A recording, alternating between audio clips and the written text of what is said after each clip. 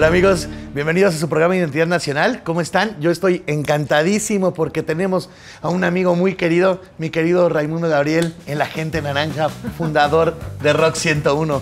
Gracias. ¿Cómo estás, amigo? Muchas gracias por venir. Muy contento, encantado de estar contigo, pero también de venir a este lugar que se ve mágico. No lo conocía, así, uno pasa enfrente, pero de repente dices, qué maravilla que existan lugares como este, porque se siente vivo. Sí. Hay vida, ¿no? Y eso es maravilloso. Y se siente muy mexicano, ¿no? No, y digo, eso es lo más importante, ¿no? Que de repente... Hola, ¿cómo estás, amigo? Caramba. Las pulquerías. Muchas gracias. Una cata. Justamente, ¿sabes qué? Justamente, ¿nos podrías dar la dirección para la gente que está diciendo para que pueda venir a este hermoso lugar? Nos ubicamos en la Avenida Hidalgo, número 109.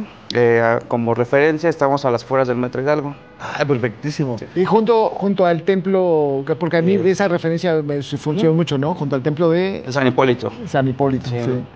Es una cata consta de 6 sabores y un curado blanco campechano del estado de Hidalgo.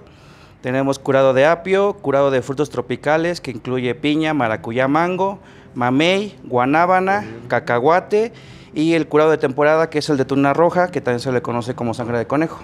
¿Cuál es el favorito tuyo? Apio. ¿Apio? Curaditos frescos. Fresco. Sí. Oye, una pregunta, porque de repente uno viene, ¿esto lo venden así aquí? Sí, como se les ofrece cata. como una cata de 6 sabores para que puedan tener más variedad de degustación, o bien el tarro mediano, que es el que se encuentra aquí, tarro grande, o incluso un palo, que es como una barrica pequeña de 4 litros.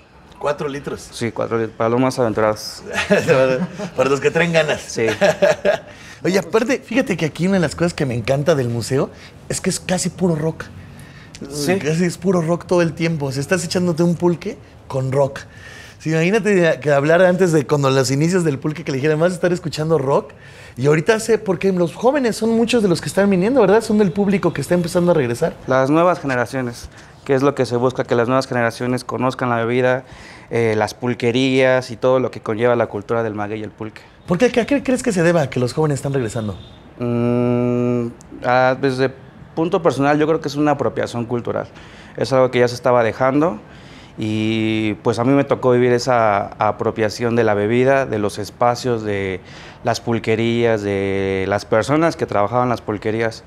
Creo que era algo que ya se estaba dejando de lado y por esa apropiación o este relevo generacional, creo que es por eso que otra vez el pulque volvió a retomar auge entre los jóvenes. Mucho bla bla bla y poco glu glu. A ver, para probarlo.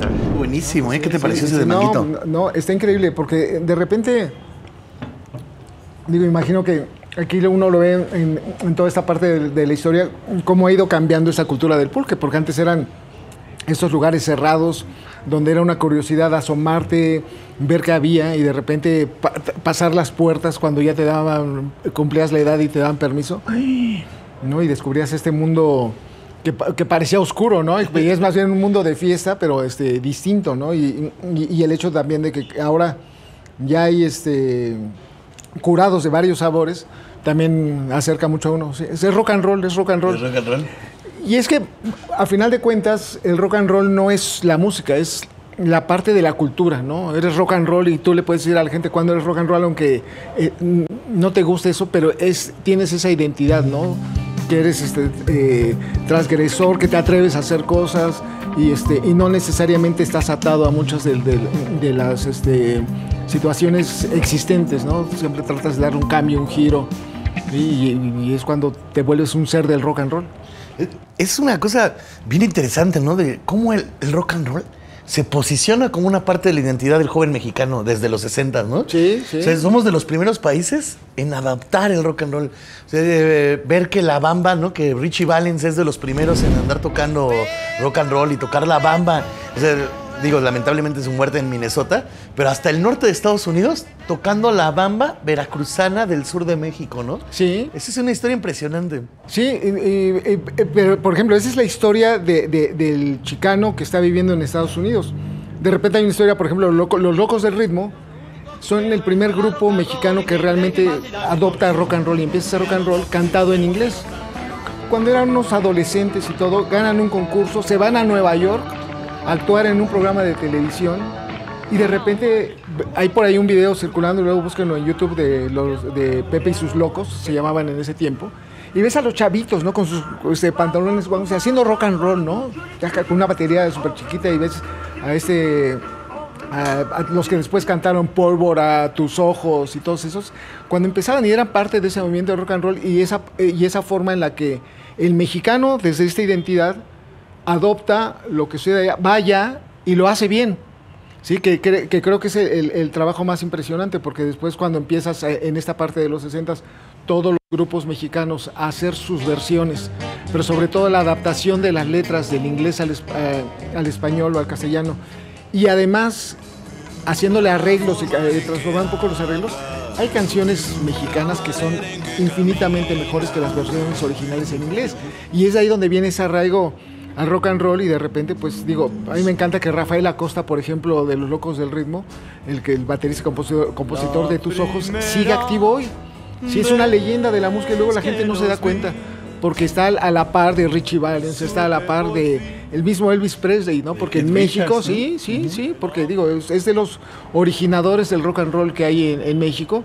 Y pues anda buscando y sigue haciendo esa parte de estar abriendo puertas, a pesar de que ya son casi 65 años de que empezaron. Raimundo Gabriel, ¿tú cómo llegas al rock and roll? ¿Cómo entras a este universo? Soy fan original de los Beatles. Los Beatles es mi banda favorita de toda la vida. Desde la niñez tuve la oportunidad de acercarme con muchos de los personajes que en México promovían a los Beatles, locutores de radio, gente que escribía en la prensa, que eran pocos, ¿no? Porque también creo que también esa era una ventaja, de que era un nicho muy cerrado de gente conocedora que sabía de los Beatles. De repente traían algún grupo, Beatlemanía, por ejemplo, que venía de Inglaterra, los Britons, igual ingleses, que eran los grupos que empezaban a hacer tributo, y los ibas a ver, ibas conociendo gente. ¿Cómo en qué año es eso? A mediados de los 70, 77, 78, por ahí. Pero en el 80, antes, cuando se anuncia el lanzamiento de John Lennon, de repente se estrena en México un documental collage de los Beatles, que se llama Los Beatles en concierto. Voy a verlo, y de ahí conozco un personaje que me invita a ir a comprar discos a la casa disquera de los Beatles en México, ahí mi Capitol de México, que se llamaba en ese entonces, que ya no existe la disquera. Y digo, ¿y dónde queda mi Capitol? Me da la dirección, Colonia Cuauhtémoc, a 4 calles de mi casa. ¿Y no te habías dado cuenta? No, yo no sabía que estaba ahí la disquera. Entonces de repente voy a la disquera y descubro un mundo de discos. Así llegas y entras a una tienda que tenían discos nuevos, olían así maravilloso, y tantas portadas por todo, así decías. Y entonces cada semana ahorraba, yo estaba en la secundaria y ahorraba cada semana lo que me daban, y me iba a comprar mis discos, y así durante 3 meses, hasta que un día me dicen: te voy a presentar otro loquito como tú que trabaja aquí y que se dedica igual a promover a los Beatles. Y me presentaron a un personaje maravilloso de la industria de la música en México, que es Mario Hernández. Y él fue el que me adoptó, porque de repente, no sé, le caí bien, y luego me decía: a ver, vente en las tardes, te escuchas música. Y mi trabajo primario fue escuchar música, y me pagaban por escuchar música. Sí, por decir, me parece bueno, no. Después tuve un trabajo increíble que antes tenían las disqueras, que es maravilloso, que era inflador de radio. No, no inflador como esto, ¿no? Sino inflador de radio, que nos metían con una mesita de ese tamaño, un radio, y nos pasaban una lista de las canciones que tenía que promover la disquera. Entonces uno tenía que darle en el día 3 o 4 vueltas a todas esas canciones, llamando a las estaciones de radio para pedir la canción. Y entonces uno decía: oiga, ¿me puede poner a Sheena Easton? Y entonces la siguiente vuelta: oiga, ¿me pone a Sheena Easton? Entonces cambiabas para que no. Y un día, de repente dice: oiga, no, a ver, amigo, por favor, contéstanos, ¿cuál fue la canción que acaba de pasar? No, pues acaba de pasar, no sé, Just Newton. Te acabas de ganar un disco. Y dije: wow, o sea, además me pagan, estoy aquí pidiendo canciones y me gano discos, y cada semana iba a las estaciones de radio por mis discos que me regalaban de otras disqueras, ¿no? Y es así como empiezas, y de repente empiezas a conocer más el traspié de la promoción en radio, las estrategias de marketing, conocer a los artistas, como operaciones de ventas, y empezar a llevar toda esa parte. Y mi trabajo primario fue en la disquera, y cuando empiezas a salir a radio, a hacer todo el trabajo de promoción para que toquen tus canciones, ya no por el teléfono, sino que vas a convencer al programador de radio de los valores que tiene una canción, pues fue cuando conozco a la gente de Núcleo Radio 1000, a Luis Gerardo Salas. Por ejemplo, los Beatles estuvieron programados para venir a tocar a México en 1965, ¿sí? Y el regente de esa ciudad, el señor Uruchurtu, lo canceló, ¿sí? Y esa semana que venían los Beatles a tocar, aquí al lado, aquí atrás en el auditorio de la Lotería Nacional, ese era el lugar donde iban a tocar originalmente los Beatles, se cancela el evento porque no querían disturbios, ¿sí? Entonces de repente es el primer ejemplo así masivo de algo importante que podía haber sucedido en la Ciudad de México, pero por el miedo a las concentraciones de jóvenes decidieron no hacerlo. Para los Beatles fue felicidad porque fue la única semana que tuvieron de vacaciones en toda su historia de giras. Se fueron a conocer a Elvis Presley y se la pasaron increíble en Los Ángeles. Pero de repente cuando ves esa parte, luego viene el 68, pues los jóvenes fuimos, yo todavía era un bebé en esa época, pero de repente, o sea, en esa parte, porque a partir de entonces de lo del movimiento del 68 viene toda esa condena hacia la juventud, ¿no? De que no te puedes juntar, no puedes reunir a más de 100 jóvenes porque van a hacer un lío. Y sí lo hacías, pero de repente, ¿cuáles son los motivos del lío que haces, no? Porque muchas veces confundimos la fiesta, la celebración, la emoción, ¿no? El simple hecho de ser joven, ¿no? Y durante años fue castigado y estaba siempre atado a la música de rock, ¿sí? Por eso, cuando viene a mediados de los 70s, viene, por ejemplo, a tocar Chicago al Auditorio Nacional, pues igual toda esa hambre de rock and roll hizo que se quemaran un camión afuera del Auditorio Nacional, que dieran portazo, porque también, o sea, los jóvenes no había de dónde conseguir dinero y las entradas eran caras. Vino un Deep Purple hechizo al Estadio Azul, ¿no? Al ahora Estadio Azul, que era de la Ciudad de los Deportes, y de repente cuando la gente descubre que no era ni Deep Purple y era nada más un integrante que habían tenido, también, o sea, la gente se queja, ¿no? Y dice, no, están armando desmanes, ¿no? Y por eso después, Queen vino a México en su mejor momento, en 1981. El momento más increíble que tuvo Queen en el mundo estuvo aquí en México y lo mandaron a Puebla, ¿no? Y la gente de repente, muchas personas que se atrevieron a ir, muchos jóvenes que nos atrevimos a ir igual. Sí, ¿no? Bueno, yo ahí ya estaba en la disquera, ¿no? Y tuve la oportunidad de conocer a Brian May, por ejemplo, al guitarrista, y de estar en el concierto de Monterrey y de Puebla. Pero te digo, de repente era castigado, no se podía acercar aquí a México, ¿no? Y por eso, cuando hablas de esta situación, pues sí, siempre hubo los hoyos funky, estos movimientos alternativos, escondidos, la música urbana, porque al final de cuentas no se tocaba mucho en el centro de la ciudad, sino en los alrededores. Tlatelolco era un lugar maravilloso ahí, donde encontrabas buenos lugares para escuchar, pero la verdad es que había una carencia en el mundo, cuando en España igual no recibías nada. Me acuerdo mucho que la gente escuchaba, por ejemplo, de Argentina a Piero. Sí, el Llegando Llegaste, Viejo mi querido viejo, todo eso, y era como la música juvenil de Argentina, ¿no? En esa época. Pero no nos enteramos que ya había un Charly García, que ya estaba que en Chile ya estaba Papo Blues haciendo música. Y en México, o sea, también esa escena era muy urbana, muy oscura, y que de repente la gente decía, esto es el rock, ¿sí? Pero esa era la forma de hacer rock de la gente que estaba, digo, me sigue sorprendiendo y sigo aplaudiendo a Alex Lora, que es el único que en realidad no ha parado hasta estos tiempos. Pero hubo muchas personas que se atrevieron junto con él a tratar de mantener este legado, de entender el punk, las corrientes que venían se generaban en otros lados del planeta y que llegaban de manera muy oscura, porque también era difícil encontrar discos en esa época. Sí, entonces sí, lo que dices, cuando ya llegamos a los 80 y vemos esa parte de apertura de las disqueras, a pesar de que hubo gente valiosa a finales de los 70s, igual lanzando colecciones, todo eso.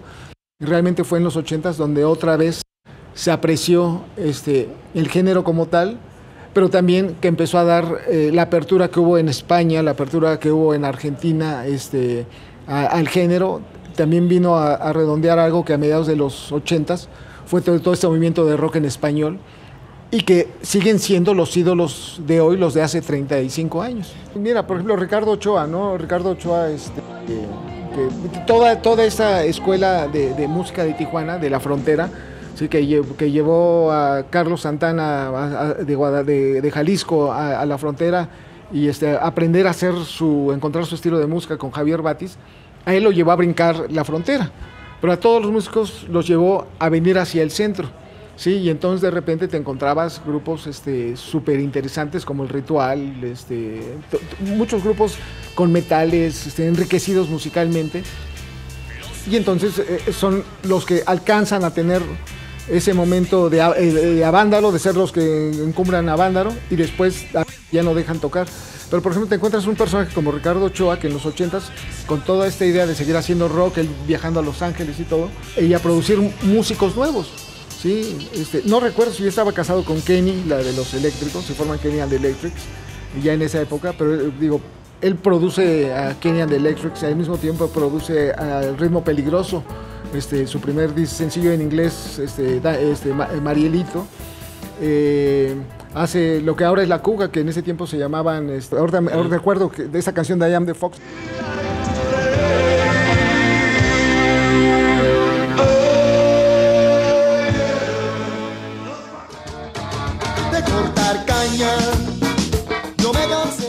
Y él produce muchas de las cosas del un sello independiente que distribuye Warner Music, que se llamaba Com Rock.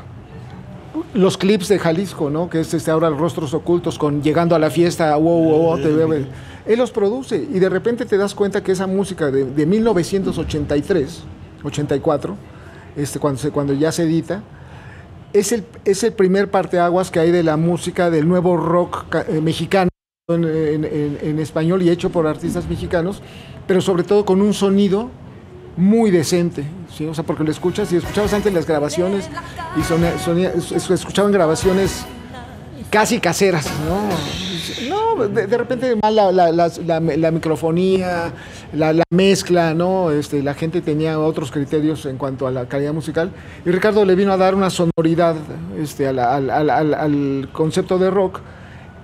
Ahí es donde se juntan varias cosas, ¿no? Que es la disquera, que surja una estación de radio que se atreva a incorporar esas canciones, y sobre todo los jóvenes, porque al final de cuentas en cualquier negocio que tenga que ver con la música, nadie sabe qué va a pasar más que la gente, pero sí es increíble que los jóvenes mexicanos se identifiquen con este mensaje de amor, que a final de cuentas es el mensaje universal de la música, ¿no? El amor, ¿no? Cómo lo vendes, cómo lo acercas, cómo lo tienes, ¿no? Y llegando a la fiesta, te vi besándote con otro, ¿sí? O sea, ese es de desamor. Llegando a la fiesta, te veo besándote con otro. Te digo, siempre he sido fanático de los Beatles. Y cuando Luis Gerardo Salas se entera que yo soy fanático de los Beatles, él está lanzando lo que es el Proyecto 101, que era antes de Sonomil, en el 100.9 de la FM de la Ciudad de México. Durante un año se convirtió en Proyecto 101, que fue la puerta de entrada a lo que sería Rock 101. Pero que esa transición, él le permitió meter programas. El primer programa de la radio en FM en las mañanas fue Panorama 101, conducido por Jesús Iturralde, Rona Fletcher, Guillermo Fernández, y eran tres jóvenes que tenían un programa de 7 a 8 de la mañana, en donde ponían música que no escuchabas en ningún lado, rock americano de los 70s y cosas que se aparecían en los 80s, pero aquí en México nadie tocaba a los Allman Brothers, nadie tocaba a Dan Fogelberg, nadie tocaba a muchos de estos grupos icónicos en la escena norteamericana, pero los escuchabas en las mañanas y decías, oye, suena padre. Yendo a la escuela. Y cuando la gente se iba a la escuela se preparaba para ir a la escuela, alguna cosa así, estaba Panorama 101. ¿Sí? El truco de Panorama 101, ¿cuál era? Y el trasfondo en la parte de la radio era que teníamos ellos grababan su programa en las noches. Entonces, cuando lo transmitíamos grabado en las mañanas, sonaban súper frescos, ¿no? Entonces, estamos aquí, y te despertaban, ¿no? Que ese fue un gran truco que tuvimos, porque además no teníamos cabinas en ese tiempo en Rock 101. O sea, éramos una estación 100% grabada. Sí, todo era con cartuchos, todo con cintas de carrete, todo se grababa, y tampoco teníamos mucho stock de cintas. Entonces, cada semana se borraban los programas para regrabar en las mismas cintas. No. Yo entré haciendo un programa que se llamaba Sonorock 8, que seguía después de Panorama, haciendo toda la biografía de los Beatles, la biografía musical y con datos, y de repente también fue un programa que tuvo una buena repercusión, porque igual por estar en esta parte del fanatismo podía conseguir grabaciones raras, y metí mucha información. Lo que había era muy raro conseguir información en esa época, pero igual por haber estado en la disquera, igual me llegaban cosas, y entonces fue un programa rico, que en eso se convirtió en la transición a Rock 101. Fue un programa que le tocó esa transición. Tenemos otro programa a las 2 de la tarde que se llamaba Chocolo Twist, sí, que era rockabilly, ¿no? A la hora de la comida, la mejor forma de estar comiendo es con rockabilly, rock and roll, sí, ponte a bailar, y de repente y empezar con un lenguaje. Sobre todo la radio en aquella época, a mediados de los 80, siempre te decían: bienvenido a su estación favorita, esperamos que usted se la pase muy bien. ¿Sí? No, nosotros decíamos: qué bueno que nos estás escuchando y que estás aquí con nosotros, ¿sí? Porque tú eres parte de esta estación. Y empezamos a hacer una radio con lenguaje de tú a los jóvenes que lo escuchaban, y a final de cuentas es en donde igual, y creo que algo de lo más importante es tratar de hablar con respeto. En el principio era un grupo de 7 colaboradores, los que se originaron en el proyecto de estación, que el concepto es de Luis Gerardo Salas 100%. Él es el que, yo digo que es el que sabía hacer radio, y todos los que estábamos alrededor de él jugábamos a hacer radio. Sí, pero de repente en este ímpetu de ser joven y de estar descubriendo música, en esta parte que te platico, que de repente yo tenía en la disquera de estar escuchando música, mi trabajo que tenía otra de las partes de escuchar música, había muchas cosas que no íbamos a editar el disco en México, pero había muchas cosas que decías: esto suena increíble. Y entonces de repente Rock 101 se convierte en la estación que toca por primera vez a grupos como Duran Duran, a grupos que ahorita ya conoces, como Spandau Ballet, y toda una gama de artistas que ahora te cuesta trabajo decir, ¿cómo que no le tocaba la radio, no? Y nos toca estrenar a Depeche Mode, YouTube, cosas tradicionales más de los 70s, como Dire Straits, que no se tocaban en la radio en México. Y entonces, a la hora de hacer eso, como te digo, la estación era grabada al 100%.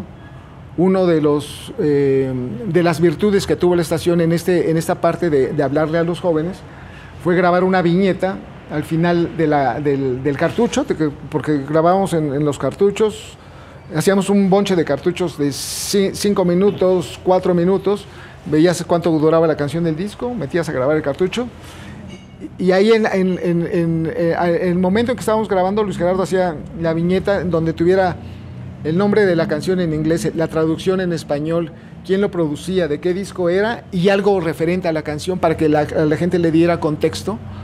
Y entonces de repente se empezó a hacer toda una serie de identificación de la gente, de conocer a los grupos, porque al final de cuentas creo que lo más importante es que te gusta una canción, que te digan quién la canta, ¿no? Ahora ya es con el celular, sacas con tu aplicación y puedes... Pero imagínate, en 1984, 85, 86... El nombre del catálogo es Rock 101, Metamorfosis Musical, 1984-1990.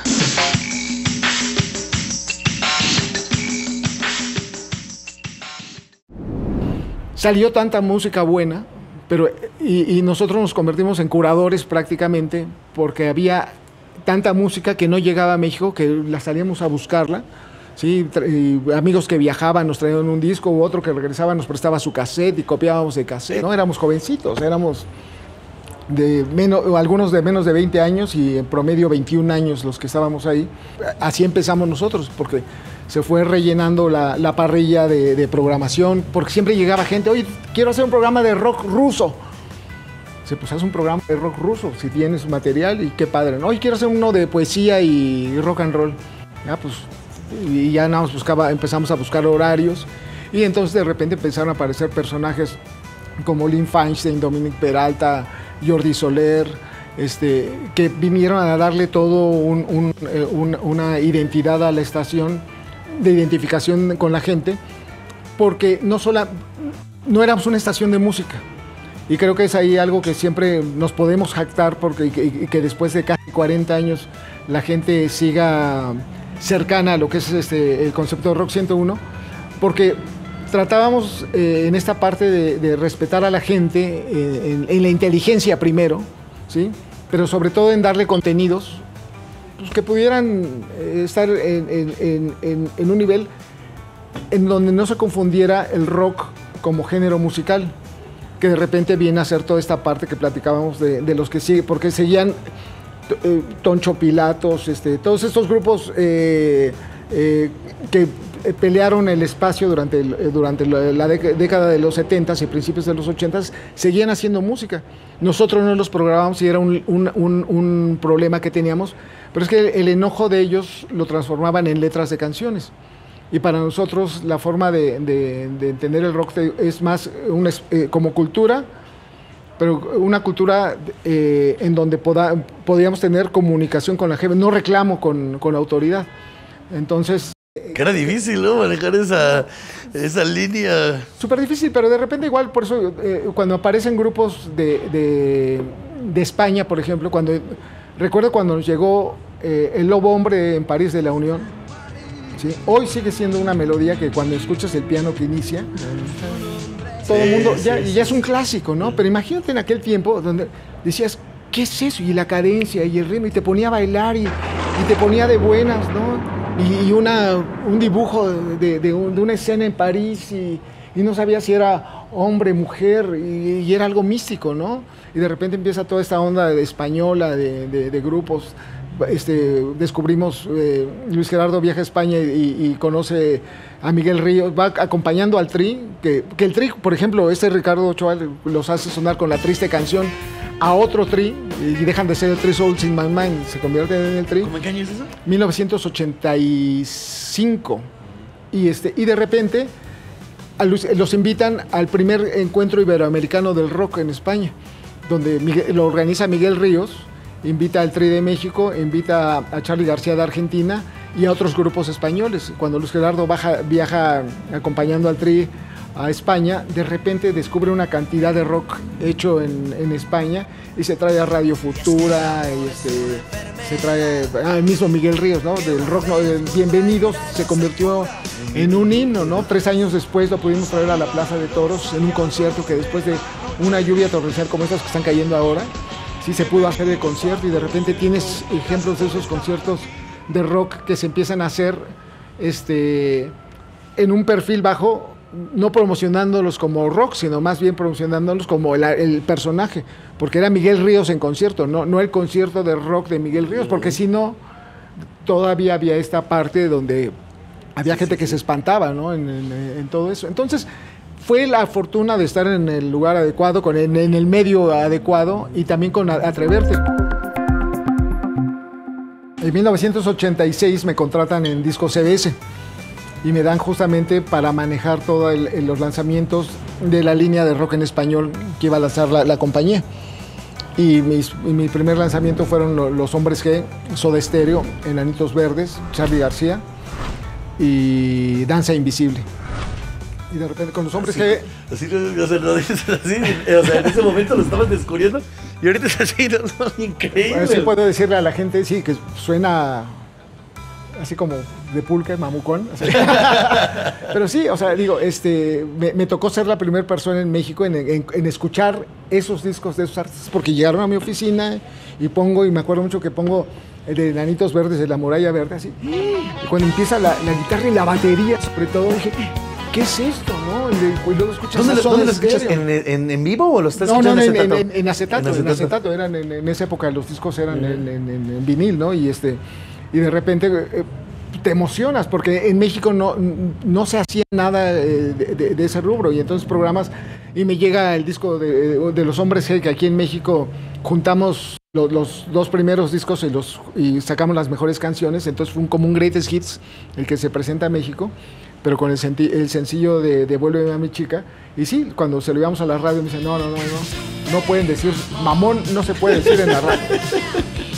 Y entonces sí, tuvimos que hacer una edición.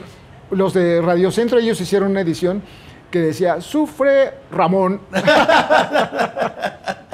Sí, nosotros en la disquera hicimos, sufre, y le extendimos un eco para mandarlo a las estaciones de provincia. Don Ramón. Sí, y otro hubo también, sí, sufre en el camión. Así, y hicieron como 3 o 4 variantes a la canción para que sonara, porque fue tan grande el éxito que no podías olvidarlo. O sea, empezó a sonar y empezó a sonar y empezó a sonar, y de repente fue el primer disco con el que pude vender 1 millón de copias de unidades, y que fue una sorpresa para la disquera, ¿no? Ya cuando ves eso, finales en el 87, que es el año en donde sale todo, igual el movimiento de rock en tu idioma por parte de la otra disquera que era BMG Ariola, y que todas las disqueras empiezan a buscar artistas del género, porque se volvió una moda, ¿no? Y fue maravilloso.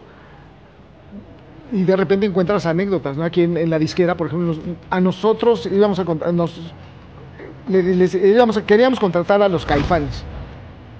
Viene el director de la compañía de Nueva York, voy a decir su nombre, Tomás Muñoz, porque ya viene querido Tomás Muñoz, a ver qué grupos íbamos a contratar. Y de repente cuando ve a los Caifanes, dijo, no, está muy bien. Y cuando sale de la reunión, dice, no quiero greñudos y mugrosos en mi disquera, ¿no? Y entonces dijo, a los Caifanes, échenlos para afuera, ¿no? Y de repente había esa toma de decisión basado en esas condiciones que dices, no, o sea, lo que vendías era la música, pues, y también para algunos personajes en la industria no es tan importante eso, ¿no? Era una época igual en la que vendías mucho la imagen. Si ves las portadas de los discos, igual cómo vestíamos a los grupos, o les tratabas de generar una identidad copiando cosas que venían del extranjero, y de repente encontrabas un espacio para que los hombres que podían cantar el Sufre Mamón. Cuando hablas ahorita de Café Tacuba, de Caifanes, de Rostros Ocultos, y de la misma Kenny, Alex Lora, son grupos que llevan casi medio siglo haciendo música, o sea, 40 años, y luego cuando hablas de ellos, de cuándo empezaron, son 45, y dices, son grupos legendarios.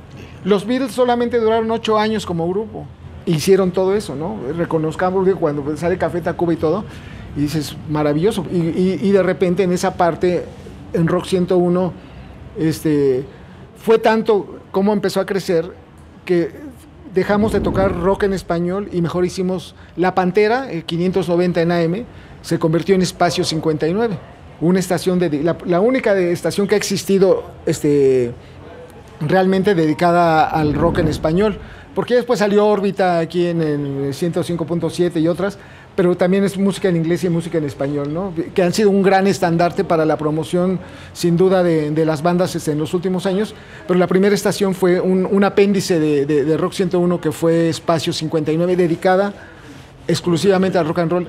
Ahí sonaban los Caifanes en demo cuando eran las insólitas imágenes de Aurora, por ejemplo. Que tiene muy buenas rolas. Sí. Oye, pero con Luis Gerardo, ¿cuándo fundan ya Rock 101? ¿Cuándo es la fundación así? ¿Cuándo les dan ya el espacio así para ustedes que dicen, oigan, esto tiene tanto éxito que ya toda la frecuencia es para ustedes? La estación sale al aire el 1 de junio de 1984. La primera canción que se toca es Start Me Up de los Rolling Stones. Sí, eso es lo que puedes encontrar en Wikipedia, en diarios, en sitios de fans, ¿no? Todo eso. Pero digo, el proyecto se remonta a varios años antes, ¿no? Luis Gerardo Salas estuvo trabajando varios años haciendo trabajo de campo para registrar qué es lo que estaban haciendo todas las estaciones del cuadrante. Y entonces cuando empiezas a hacer un estudio de cuál es el tipo de rotación, por qué las canciones que son éxito pasan tantas veces en la radio, las estaciones en español programan esto, las de inglés esto, el lenguaje que manejan en la FM no existe porque todo es grabado. Y de repente cuando suceden esas cosas, él se convirtió en un experto de leer la radio. Entrega su proyecto su tío, que también era uno de los socios del Núcleo Radio 1000, y le dieron largas, ¿no? Porque no fue inmediatamente, y hasta que de repente se quedó en la gerencia de Sony 1101 a principios de los 80s. Luego pasa a, cuando ya le dan entrada al proyecto Rock 101, se convierte en Proyecto 101, que te digo que ya se empiezan a probar estos programas, sobre todo cómo va a ser la operación de la estación, pensando en que es 100% grabada. Hasta que cumplimos el 4º aniversario, en 1988, fue que ya podíamos transmitir en una cabina chiquitita, igual que del tamaño de 2 mesas, yo creo, que se improvisó en un rincón en el Núcleo Radio 1000. Pero a la gente, como empezamos a hacer transmisiones en la radio, con unos radios que le robábamos a la unidad noticias del Núcleo Radio 1000, pero y ocupamos todo el sistema que tenían ellos implementado para hacer las transmisiones en vivo de las noticias. Nosotros los viernes en las noches, que ya se habían acabado los noticieros, a las 7 empezamos nuestro programa, agarrábamos el transmisor, subíamos en un coche y empezamos a transmitir de la calle. Estábamos aquí en Ciudad Satélite transmitiendo, bla, bla, y salía la gente a buscar un camión, ¿sí? O sea, porque decían, está en la unidad móvil. No, pues la unidad móvil no era un camión, estábamos en un bocho, en una Caribe, con el radio transmitiendo. Pero de repente era esa parte igual de la gente de participar, ¿no? De estar contigo, venían, hacíamos promociones que también ahora se volvieron populares, pero de repente en el programa de la noche, que estamos todo el día trabajando y estamos ahí, tráiganse, los primeros que lleguen con una pizza les regalamos 2 discos, y llegaban 50 pizzas, ¿no? Y regalábamos 100 discos, pero todo el mundo cenaba y tenías para el fin de semana en tu casa, ¿no? Pero de repente era esta parte, luego historias de gente. La estación solo se transmitía en la Ciudad de México, pero tenía una potencia de 150,000 watts y eso le daba para sonar bien en zonas en donde la antena diera de manera directa. La antena estaba en Santa Fe, y entonces de repente cuando había días despejados nos escuchaban hasta en Veracruz, Puebla, Veracruz, llegaba la señal. Y entonces de repente una vez alguien viajó de Puebla para traer comida, llegó tarde, pero se vino a traer, no sé si hamburguesa, no recuerdo, pero de repente cuando enteras que la gente te agarra y entiende y dice, me gusta lo que están haciendo, dices, pues qué maravilla, ¿no? Entonces digo, es lo que se gestó 2 años y medio antes, que salió el 1 de junio, ¿sí? Y que duró hasta el 96 realmente como tal, aunque con el equipo original hasta el 94, pues de repente hoy sigue vigente ya en otro lenguaje, que es el formato de internet. ¿Qué crees que dejó Rock 101 al México actual? ¿Qué le heredó esa generación de Rock 101 al México actual? Pasa el tiempo, y cuando te encuentras con personas de la edad, de la generación, gente que todavía le tocó ir a lugares, la otra extensión de Rock 101, que fue Rockstock, por ejemplo, el antro más hip de la Ciudad de México, que igual durante 15 años marcó la pauta en muchas de las cosas que ahora suceden en los antros, ¿no? Pero teníamos un concepto que era, la radio es lo que sucede entre canción y canción. Y eso es lo que también, mucho de lo que se ha perdido en esa parte, que también dejó Rock 101, que mucha gente se acuerda. Por eso hay gente como Jordi Soler, por ejemplo, que hoy están leído en sus libros, sus periódicos, porque lo que él hacía, por ejemplo, en su programa de lecturas, igual también creó un estilo, ¿no? Cuando ves a Iñaki Manero, que ahora está en Grupo Asir, pues de repente él igual empezó a hablar de vampiros a la medianoche, todos los miércoles en la radio, y de repente estaba ahí todo en los cuentos, en las, pero igual hablaba de otras cosas, pero con lo que la gente se quedó es con el tema de vampiros, ¿no? Sí, Rock 101 sigue transmitiendo a través de Rock 101 .mx. Hay como otras 4 frecuencias de Rock 101 en internet que son de fans, Sí, solamente hay una que sigue con música actual, con propuestas actuales, pero también rescatando mucho de lo que era Rock 101 y que en Guadalajara transmite en frecuencia abierta, en el 98.5 de FM en Guadalajara. Entonces el concepto Rock 101 se rejuveneció, aunque nosotros seguimos un poco con canas y todo esto, pero al final de cuentas la actitud sigue siendo la misma. Oye, pues te agradezco muchísimo. La verdad es que esto da para seguirnos horas y horas. Pero bueno, es hora de despedirnos. Te agradezco mucho, pero te invito a que viajemos en el metro para continuar con la plática y seguir viajando por las calles de esta ciudad para escuchar más rock ahora en los vagones del metro. Ok, sí, me encanta. Seguro, Gracias. seguro. Salud a todos. La ciudad, ¿no? Gracias parte de tu contenido de música. Esta estación famosa por lo que hizo Alex Lora, aunque es una composición de Rodrigo, ¿no? Si bien Rodrigo compuso la canción y Rodrigo desafortunadamente le pasó lo del sismo, sí, en esa parte es cuando mucha gente realmente se enteró de él, ¿no? Pero ya la canción ya existía, ya venía, digo, y el peso de Alex Lora con esto, lo que estamos platicando, esa producción que hizo el Tri, producida por Ricardo Ochoa, en todo el sello Com Rock, ahí a principios de los 80s, pues sí, o sea, sin duda fue algo que le super ayudó a la popularidad del nombre de Rodrigo, aunque en realidad es un proyecto netamente del Tri, con una increíble canción de él. Sí que es una canción que refleja todo este urbanismo, ¿no? Porque de repente vienes, o sea, y digo, ¿cuántas personas que han estado aquí pasan frente a la estatua de Rodrigo, ¿sí? Y no saben realmente quién es, porque en realidad nunca sonó en la radio. De repente los espacios eran limitados a los espacios culturales, Radio UNAM, Radio Educación, Espacio 59, igual ahí de repente que lo tocamos mucho. Pero fuera de eso, en realidad, o sea, es la gente que está en medio de ese circuito la que conoce el legado de Rodrigo, ¿no? Los artistas rupestres. Muchas de las personas en ese tiempo salían a reventar a las 12 de la noche. O sea, porque realmente, por ejemplo, en el Rockstock que abrió en 1987, la gente salía a las 12 de la noche, la pista abría a las 12 de la noche, todas las discotecas igual a las 12 de la noche se abría el momento de bailar, el grupo salía a la 1 de la mañana y luego de las 2 de la mañana a las 4 era que seguía la fiesta. Y entonces cuando lo pones desde esa perspectiva, la gente empezaba a llegar a los lugares a las 11 de la noche, entonces de repente sin duda el transporte público siempre es una situación vital e importante en esta parte del traslado.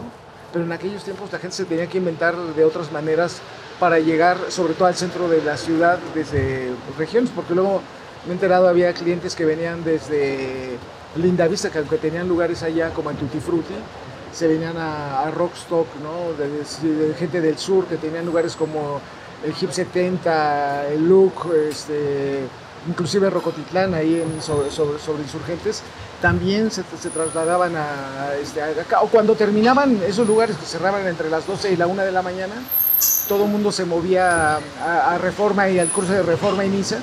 Eran 3 grupos los que podían ver la gente por semana, 12 grupos al mes. ¿Sí? Cuando lo multiplicas al año son más de casi 70 grupos que presentaba Rockstock durante un año. Y de repente pues, los mezclabas con eventos especiales donde igual tenías a los grupos que ya iban siendo famosos o venían grupos de fuera y que también tocaban ahí en el lugar.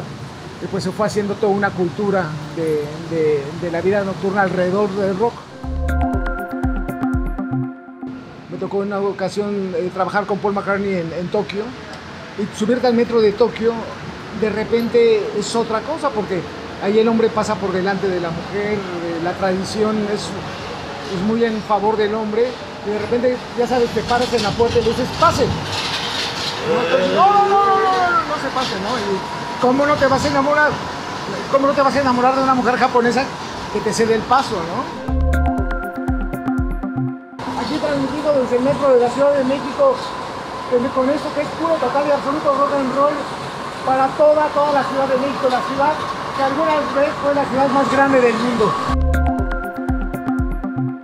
Entonces en aquel tiempo nos atrevíamos a hacer muchas cosas porque éramos jóvenes, realmente no nos importaba, no competíamos, ¿no? Y desde esa no competencia, pues igual lo que hacíamos era básicamente hacer las cosas. Porque hoy, 40 años después, 39 años y medio, hay muchas personas que nos siguen recordando, siguen escuchando. Digo, el proyecto de Rock 101 hoy sigue todavía transmitiéndose en internet, en la radio abierta de Guadalajara.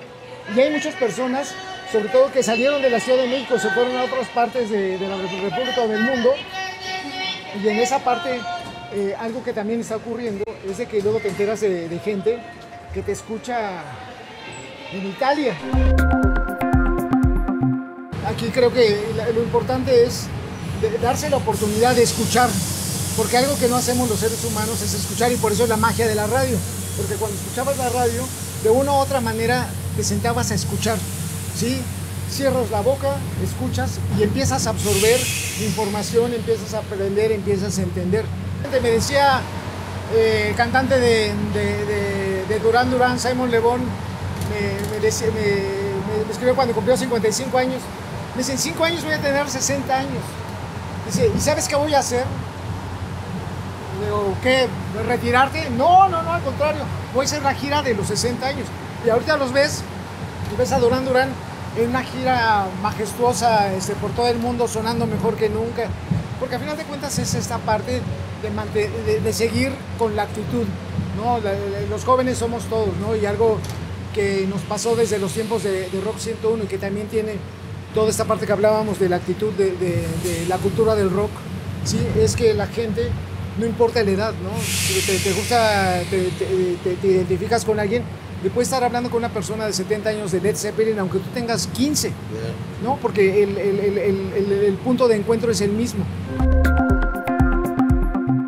Pero hoy hay una discusión con los libros de texto, con tantas cosas.